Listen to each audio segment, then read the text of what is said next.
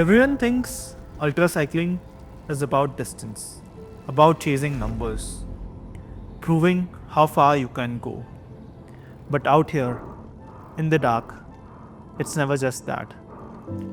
It's about what you find when everything breaks and you choose not to. In the end, there's only one way forward. Keep pedaling.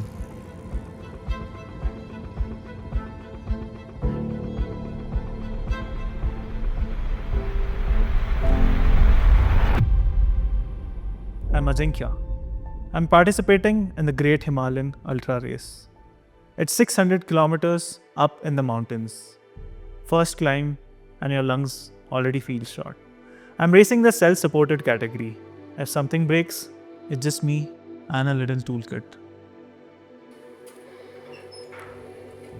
Basically, the self-supported format requires that every racer looks after his or her entire requirements for the race. Everything that they need, from water to mechanical help.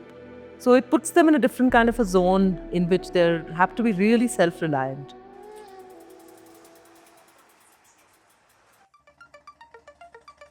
I work as software engineer by profession. My nature of work is pretty flexible. All I need is a good laptop and a fast internet connection so that I can work from anywhere else.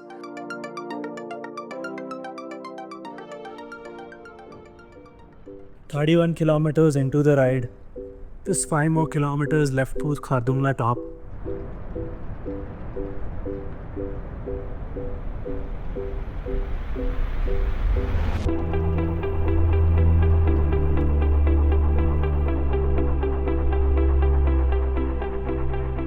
I just love the feeling of speed.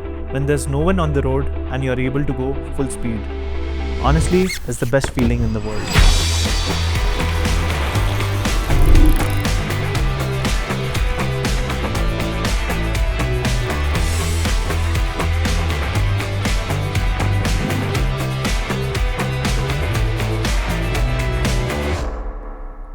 So my cycling journey started back around 2014, 2015. That time, I cried a lot to get my first gear bicycle, and I waited for quite a bit. Then my dad bought it for the first time. That time, I just used to ride just around my home. But after a few weeks, I happened to saw a poster of a group ride, and slowly and steadily, I did that ride. So that was a group ride of 300 kilometers spread across 3 days. But at the same time, I always had an eye on the Deccan Cliffhanger race because it fascinated me a lot. Then I started participating in BRMs just to know if I can actually do this. And I participated in my first BRM, which was 300 kilometers. Even that BRM, I finished on my mountain bike in just 24 hours. And that was pretty amazing. Then I was like, I can easily do Deccan Cliffhanger. But what happened next was pretty unfortunate. While I was riding, a truck hit me and I was badly wounded. And what doctors told me was pretty nerve-wracking. They told me that I need to stay off my bike for the entire year. So all my training had gone in vain, and my dreams of doing Deccan Cliffhanger race were crushed.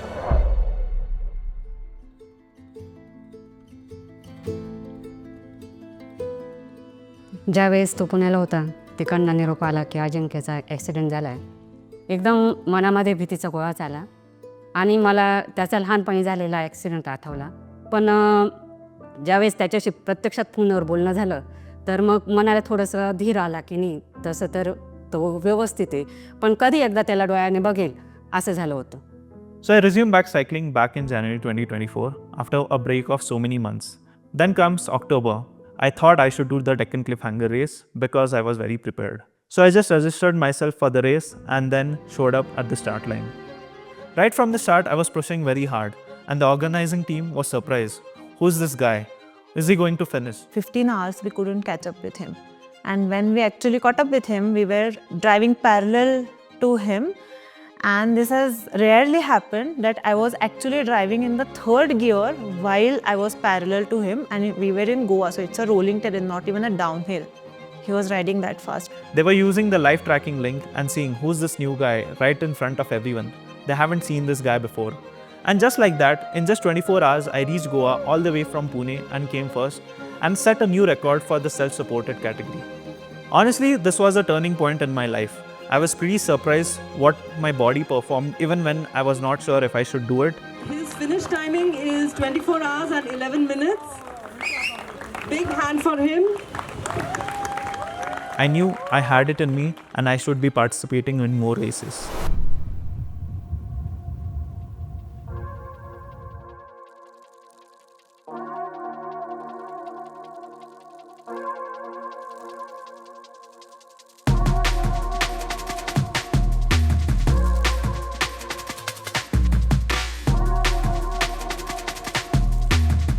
So I'm Delvin D'Souza, I'm from Mumbai, and Ajinkya's from Nashik. Rode his bike from Pune. He did a 30k ride with us, and then he rode all the way back. So I was like, oh shit, this kid's like got some legs, man. And then slowly and steadily, we were following each other, and I kept looking at his rides. He was doing BRMs, 200, 300, 400, 600 kilometers. He was way ahead of anyone else on a carbon bike, like the high-end bikes, He's got like this thing to do more, Back when I was in Pune, the community helped me a lot. It ranged from giving me advices how I can be better on my bike or helping me with any equipment if I needed. And this connection went beyond just our cycle rides. We became very good friends. So even in races, when we are good friends, it's just a healthy rivalry between us.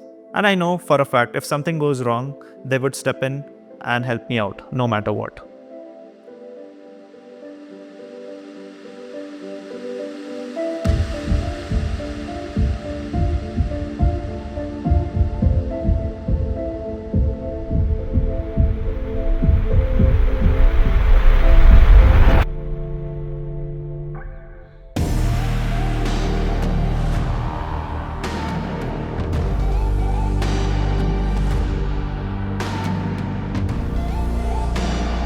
The race route has changed because there were flash floods on the race route and the road is unrideable right now.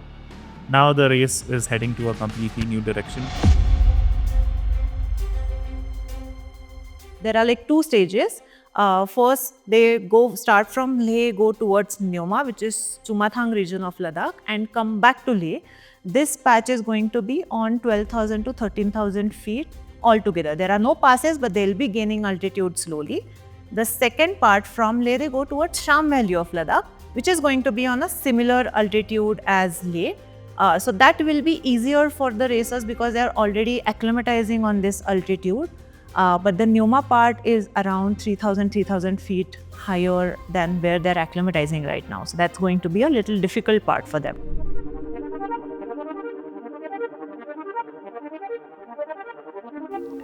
Deep down, I always wonder, what is ultra cycling all about?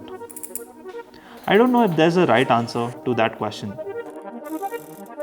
But I think it's a lot about getting to know yourself better.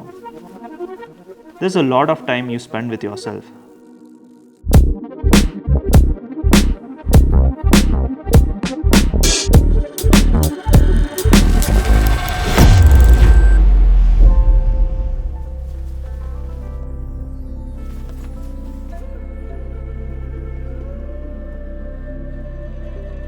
Right now, at the moment, I feel very still. A quiet, calm kind of a feeling. I feel the universe reminding me that riding isn't about conquering the road. It's about listening.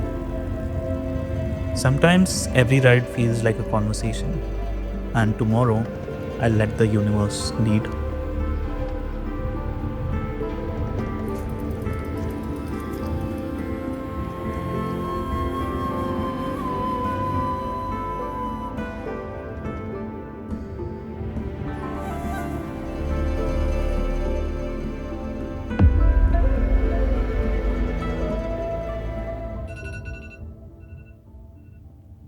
The night before the race was pretty chill. For some reason, I was very calm and composed. I had no pressure or no anxiety about the race. Very chill.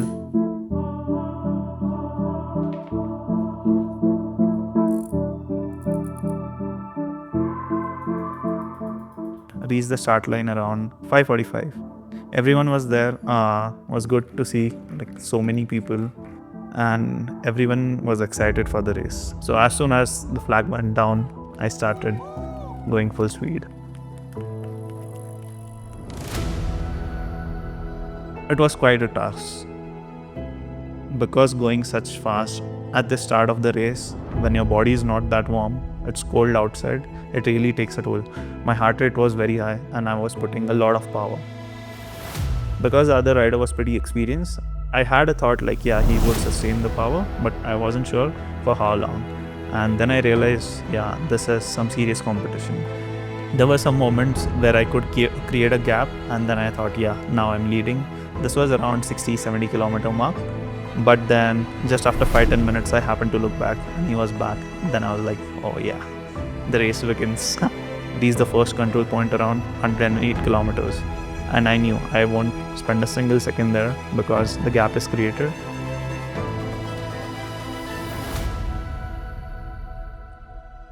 And the road was pretty good. The river end is flowing besides, and you're going through deep valleys and the big mountains on the other side.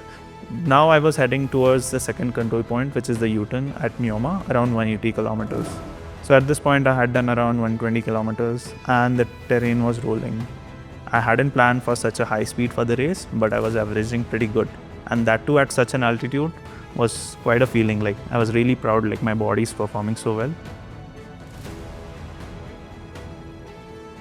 And around 1 p.m. I reached the second control point. I was the first one to reach there from the self-supported riders and I was pretty happy. So that was the place where I was going to take a short break because I had my drop bag there.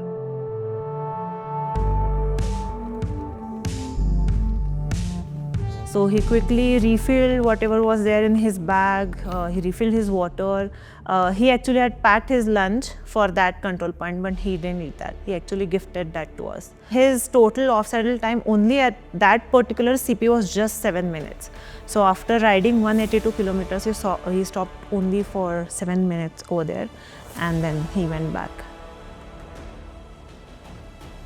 And on the way back, I knew like I need to be fast, like the other riders would see me.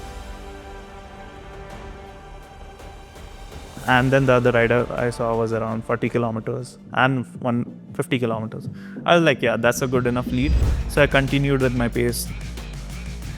It was like mostly downhill, but some little climbing involved. But what happened was a lot of crosswinds and headwinds. So no matter how much power you're putting, your bike is going very slow. And that's very demotivating. So I just continued. I won't consume much water and I had enough nutrition that I can easily reach the endpoint for stage 1, which was around 360 kilometers.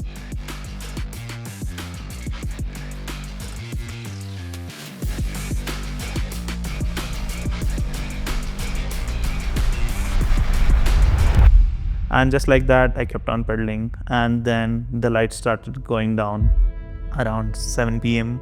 And by that time, it was just 50 kilometers to Leh. And I was like, yeah, I'm almost there. So my plan was to finish like the remaining 50 kilometers by 9 p.m. It's really hard to ride in the dark here. Like there are trucks riding on high beam and you're literally blinded. You won't see anything ahead. And around 9:12 p.m. I reached the base, which is like the first finish point for the stage 1. And I covered around 380 kilometers in 15 hours, 12 minutes. And I was the first one to reach.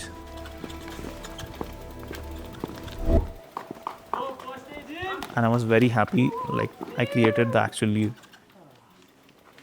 But at the same time, I was very sad to know, like out of 6 riders who were riding the 600 kilometers self-supported, 4 of them had to scratch out. So it was just 2 of us on the course. And that's very unfortunate. Like when we spend so much time into the race and on the race day itself, we had to scratch off for some reason. It's really sad.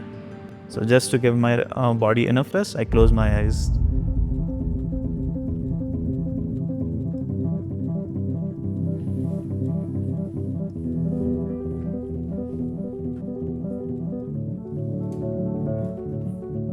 And I was ready for flag off at around 12 in the night. So around 12 in the night, I was flagged off from the race director for my second stage. And initially I thought I would be a bit sleepy, but once I got on my saddle, I was like in my zone. Like I was excited to just finish off the race.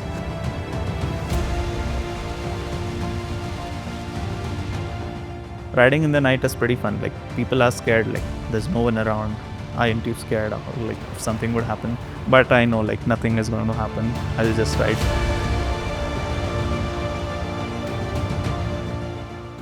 When came the climb, I tried changing my gear and I was stuck in my last gear.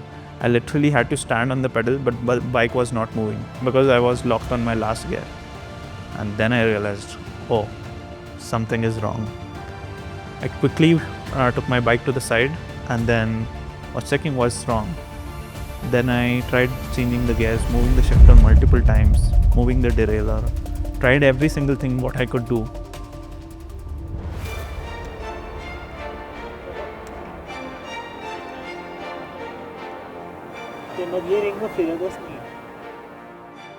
Thankfully, one of my friends from Pune, who used to be by bike mech, I messaged him and he just reverted back immediately. I was like, wow, glad he's awake. And this was around 2 a.m. There's no one around, there's no light. It's just complete darkness. I was holding a torch in my mouth, a tool in my hand, a phone in my hand, talking to him. He guiding me what all I can do. He tried to understand what had went wrong. He tried to tell me the ways I can fix it.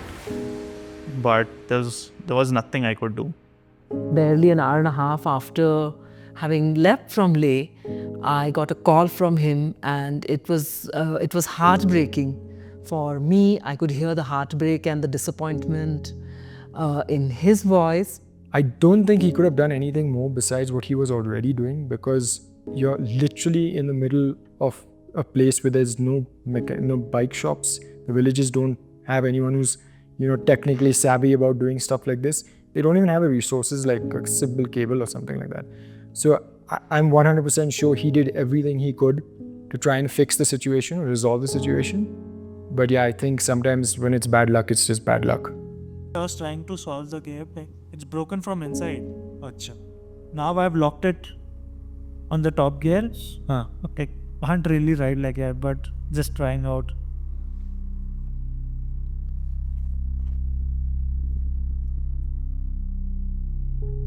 Oh, even this is broken. Isko handama. Shoot. Man, what the is happening? Will we shoot? Yeah. Done. I just happened to look down at my shoe. And then I saw even my shoe is broke. And there's no way I could have fixed it. And then that was just really sad. Like, I took that as a sign, like, the universe doesn't want me to continue, or if something bad is going to happen ahead or something like that. At that point, I just thought, like, now is the point. I need to stop. Like, there's no way I can continue. Even when I had locked my bike on one gear, my shoe is broken and I had like no way to fix it. The only option I had was to just quit the race.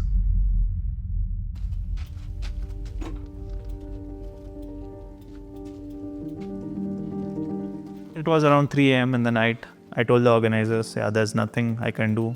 The organizers were leaving on the course itself.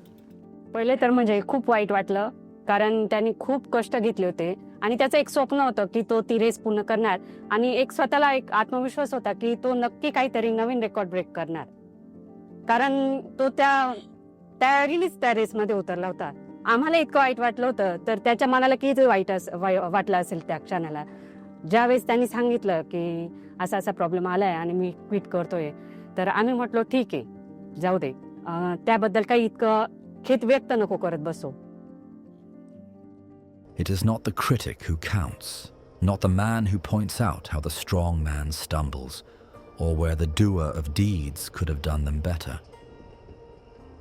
The credit belongs to the man who is actually in the arena, whose face is marred by dust and sweat and blood, who strives valiantly, who errs, who comes short again and again, who spends himself in a worthy cause, who at the best knows in the end the triumph of high achievement, and who at the worst, if he fails, at least fails while daring greatly, so that his place shall never be with those cold and timid souls who neither know victory nor defeat.